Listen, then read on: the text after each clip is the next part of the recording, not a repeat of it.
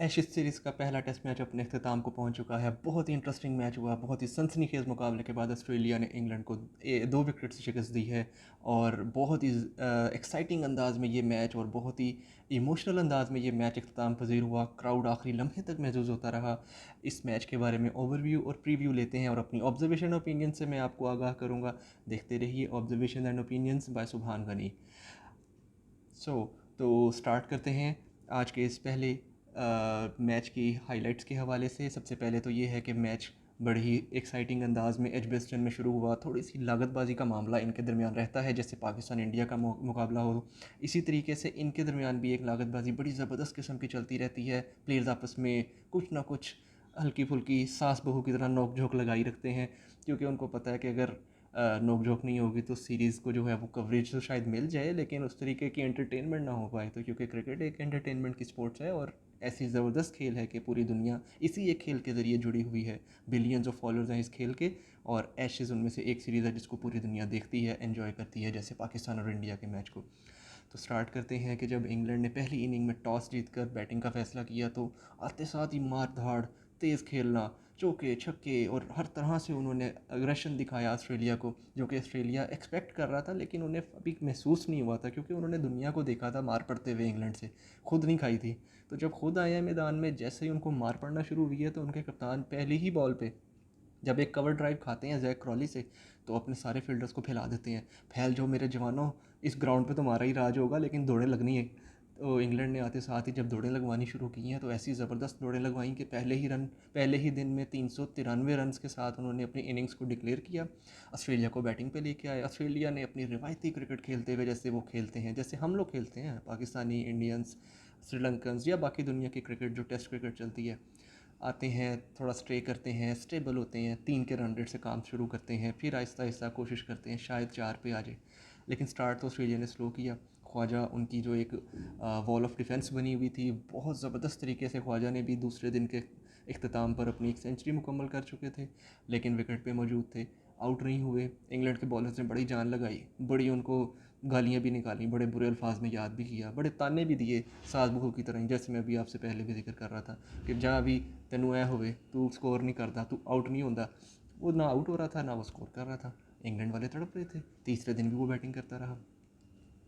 Batting करने से हुआ तो ये कि एक तो इंग्लैंड के बॉलर थोड़े से थक गए, लेकिन क्योंकि वो बुज़ुर्ग हैं और बुज़ुर्गों का तजुर्बा ज़्यादा होता है, तो ऑस्ट्रेलिया वाले थोड़ी सी इज्जत भी कर रहे थे कि हमारे बुज़ुर्ग आए हुए हैं बॉलिंग करने के लिए, तो थोड़ा सा एहतराम तो होना चाहिए। एंडरसन और ब्रॉड की बात, उसी एक्सपीरियंस को इस्तेमाल करते हुए एंडरसन और ब्रॉड ने ऑस्ट्रेलिया को इतना प्रेशराइज़ किया कि उन्होंने अपनी पूरी टीम की तमाम विकटें 386 रन पर इंग्लैंड के हवाले कर दी, और 7 रन की लीड मिली इंग्लैंड को। ये पहली इनिंग की लीड से फिर इंग्लैंड ने अपनी बैटिंग का आगाज़ दोबारा से किया, बड़े ज़बरदस्त अंदाज में। आते ही दोबारा मार धाड़, मरो या मारो वाली सिचुएशन के अंदर खेलते रहे। अनफॉर्चुनेटली पार्टनरशिप ना लगा सके, जिसका रिज़ल्ट ये हुआ कि थोड़े थोड़े वक्फे से विकटें गिरती रहीं और आखिरकार इंग्लैंड जो है वो 273 रन बनाकर अपनी तरफ पवेलियन की तरफ वापस लौट गई, और 280 रन टोटल उनकी लीड बनी। 281 का टारगेट उन्होंने ऑस्ट्रेलिया को दिया। 281 का टारगेट चौथे और पाँचवें दिन की विकेट के लिहाज से और विकेट ख़राब होने के लिहाज से एक बहुत मुश्किल टारगेट होता है, क्योंकि चौथे इनिंग में 200 प्लस का टारगेट बहुत कम मौके ऐसे हैं कि जब चेज़ हुआ। और एशेज़ का एक अपना प्रेशर है, क्राउड का एक अपना प्रेशर था। क्राउड भी उनको थोड़ा सा सपोर्ट कर रहा था, इंग्लैंड को, अपनी होम टीम को, और ऑस्ट्रेलिया को तकरीबन अक्सर बातों के ऊपर बू का सामना करना पड़ रहा था। कुछ प्लेयर्स को जो है वो आवाज़ें भी लग रही थी, जैसे कि स्मिथ के ऊपर भी उन्होंने बड़ी चैंटिंग की है, बहुत ज़्यादा उसको सरकास्टिक कमेंट्स पास किए हैं, बहुत ज़्यादा उसको उन्होंने टॉन्ट किए हैं क्राउड ने। तो फिर जब वो बैटिंग के लिए आते हैं इसी तरह ऑस्ट्रेलियंस, तो यही रिएक्शन उनके प्लेयर्स का, उनके फील्डर्स का, इंग्लैंड के और उनके बॉलर्स का था। हिकारत की नज़र से देख रहे थे, ऐसे करके टेढ़ी आंखों से, कि तेनों छड़ना नहीं आज। लेकिन जिसको अल्लाह रखे उसको कौन चखे। बड़े अच्छे अंदाज में दोबारा वार्नर ने और ख्वाजा ने बैटिंग का आगाज़ किया, लेकिन वार्नर थोड़ा जल्दी साथ छोड़ गए थे इस दफ़ा। पार्टनरशिप तो अच्छी बना गए थे, लेकिन फिर भी वार्नर जल्दी साथ छोड़ के ख्वाजा खड़े रहे। लेबुशाने आए। लेबुशाने जो हैं, क्योंकि वो ब्रॉड के बहुत ज़्यादा रिस्पेक्ट करते हैं, बहुत उनकी एहतराम करते हैं, दिल में भी और दिमाग में भी, और खेल से भी पता लगा कि बड़ा एहतराम है बुज़ुर्ग का। और लेबुशाने चूँकि एक बड़े आजिज़ इंसान लगते हैं, तो लगता है सही है कि वो आए हैं, उन्होंने ब्रॉड के एहतराम के अंदर उन्होंने अपनी विकेट गंवाई है। उसके बाद स्मिथ आए हैं। स्मिथ उनकी एक बहुत बड़ी एक बैटिंग का समझें कि दूसरा डॉन ब्रैडमैन है। इस वक्त के सिनेरियो के अंदर वो एक ब्रैडमैन से कम नहीं है। तो जब स्मिथ जैसा बैट्समैन आए और वो आके विकेट के ऊपर परेशानी का सामना कर रहा हो, कभी बॉल इन स्विंग है, कभी आउट स्विंग है, कभी अंदर आ रहा है, कभी बाहर निकल रहा है, तो इसका मतलब है कि विकेट काफ़ी मुश्किल है। जिस पे ख्वाजा ने जो बैटिंग कर दी है वो ज़बरदस्त अंदाज में उसने बैटिंग की है। ख्वाजा ने 65 की इनिंग्स खेली। उनके बैट्समैन जो साथ साथ आ रहे थे वो साथ छोड़ते जा रहे थे। स्कॉट बॉलैंड को उन्होंने एक नाइट वॉचमैन के तौर पे भेजा, उन्होंने भी 20 रन की इनिंग खेली, वो आउट होकर चले गए। फिर हेड आए, वो आउट हो गए। ग्रीन आए, उन्होंने छोटी सी पार्टनरशिप लगाई, अच्छी पार्टनरशिप लगाई, इफेक्टिव पार्टनरशिप, टाइमली पार्टनरशिप लगाई, जिसकी बदौलत वो मैच काफ़ी क्लोज लेके चले गए। लेकिन ग्रीन भी उनका साथ छोड़ गए।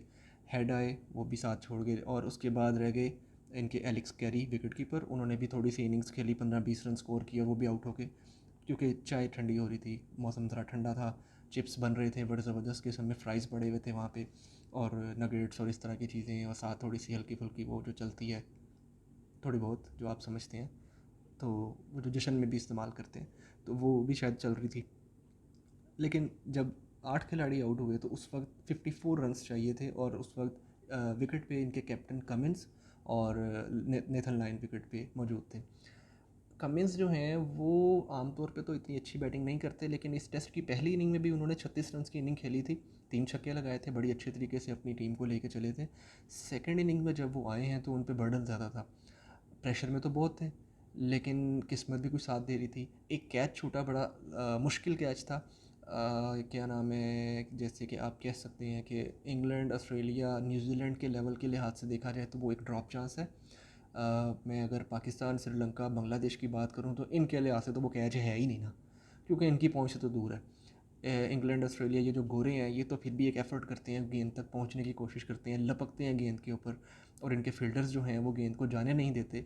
और हमारे यहाँ पे जो होता है कि गेंद जा रहा हो तो उसे कहते हैं जा जवाना, अपनी मौज बूझ करके आइए, अस तेन फड़ लांगे बाद चो, यानी कि जब आप बाउंड्री से बाहर चले जाएंगे। तो अप्रोच का फ़र्क है। स्टोक्स ने बड़ी अच्छी एफ़र्ट की कोशिश की, डाइव लगाया, बॉल हाथ में फंस चुका था, लेकिन जब वो नीचे गिरे हैं तो बॉल हाथ से छूट गया। कमिंस का जो वो कैच छूटा है वो एक टर्निंग पॉइंट है मेरे पॉइंट ऑफ व्यू से, ये मेरी अपनी ऑब्जर्वेशन है, ये मेरी अपनी ओपिनियन है। क्योंकि जिस तरह से बॉलिंग इंग्लैंड कर रहा था और जितने प्रेशर में ऑस्ट्रेलिया खेल रहा था, वो उस विकेट को गिरने में भी, आखिरी विकेट को गिरने में भी देर नहीं लगनी चाहिए थी। किस्मत उनके साथ होती है जो बहादुर होते हैं। कमिंस ने 2 छक्के मारे, बड़े ज़बरदस्त तरीके से उन्होंने, कमिंस ने 2 छक्के मारे, और जिसके बाद उन्होंने अपने ऊपर से प्रेशर रिलीज़ किया। बहादुरों के साथ किस्मत होती है, और इसके बारे में एक गोरों का ये एक मुहावरा है कि फॉर्च्यून फेवर्स द ब्रेव, कि किस्मत जो है वो हमेशा बहादुरों को ही साथ देती है, बुज़दिलों का साथ नहीं देती। शायद इसी वजह से कमिंस की किस्मत बड़ी ज़बरदस्त रही, किस्मत उनकी साथ देती रही। रिजल्टेंटली उन्होंने अपनी टीम को 2 विकेट से वो मैच विन करवाया। बड़ी अच्छी इनिंग्स खेली 44 रन्स की। और क्राउड जो था वो पहले तो बड़ा उनके, क्योंकि इंग्लैंड का जो क्राउड है वो टेस्ट क्रिकेट को बड़ा पसंद करता है, तो पहले तो वो थोड़ा सा अपनी टीम को फेवर कर रहे थे, लेकिन जब क्लोजिंग सिनेरियो आया है उन्होंने ऑस्ट्रेलियन टीम को बहुत अच्छे तरीके से दाद दी है। उन्होंने उसको वाकई उसको उन्होंने एक्सेप्ट किया है कि यार ये आपकी विक्ट्री जो है ना हमें याद रहेगी, कि जो आपने मैच जीता ये वाला, उनकी पंजे में से निकाल के ले गया ऑस्ट्रेलिया मैच को। और बहुत ज़बरदस्त तरीके से सेलिब्रेट किया गया, जश्न मनाया गया, बनता था जश्न। और कमिंस ने लीड फ्रॉम द फ्रंट किया, कैप्टन थे, बॉलिंग में भी 4 विकेटें ली दूसरी इनिंग में, बैटिंग में भी 44 रन्स की, बड़ी अच्छी परफॉर्मेंस दी। लेकिन नो डाउट जो मैन ऑफ द मैच का अवार्ड बनता था वो हमारे वाहिद batsman wall of defence Usman Khawaja का बनता था, जिन्होंने 500 से ज़्यादा गेम्स फेस की हैं इस टेस्ट मैच में, और 200 से ज़्यादा रन स्कोर किए हैं दोनों इनिंग्स का टोटल करके। तो वेल डिज़र्व उनकी man of the match performance थी, और मैन ऑफ द मैच वो डिक्लेयर हुए। बड़ी अच्छे तरीके से उन्होंने अपनी बैटिंग को कंप्लीट किया। तो ये तो था एशेस के हवाले से ओवरव्यू। मुझे उम्मीद है कि आने वाले दिनों में जो नेक्स्ट मैचेस होंगे वो बड़े सनसनीखेज होंगे। दूसरी न्यूज़ ये है कि दूसरी तरफ ज़िम्बाब्वे के अंदर क्रिकेट वर्ल्ड कप का क्वालिफाइंग राउंड चल रहा है, जिसमें ज़िम्बाब्वे ने बड़े ही ज़बरदस्त अंदाज में वेस्ट इंडीज़ को शिकस्त दी है। 2 बार की world champion West Indies ODI के अंदर, और उसको उन्होंने शिकस्त दी है, और ज़िम्बाब्वे ने अपनी पोजीशन स्ट्रॉन्ग कर ली है इस आने वाले वर्ल्ड कप के लिए। अब तक के लिए इतना ही। नेक्स्ट एपिसोड के साथ देखते रहिए ऑब्जर्वेशंस एंड ओपिनियंस बाय सुभान गनी। Thank you.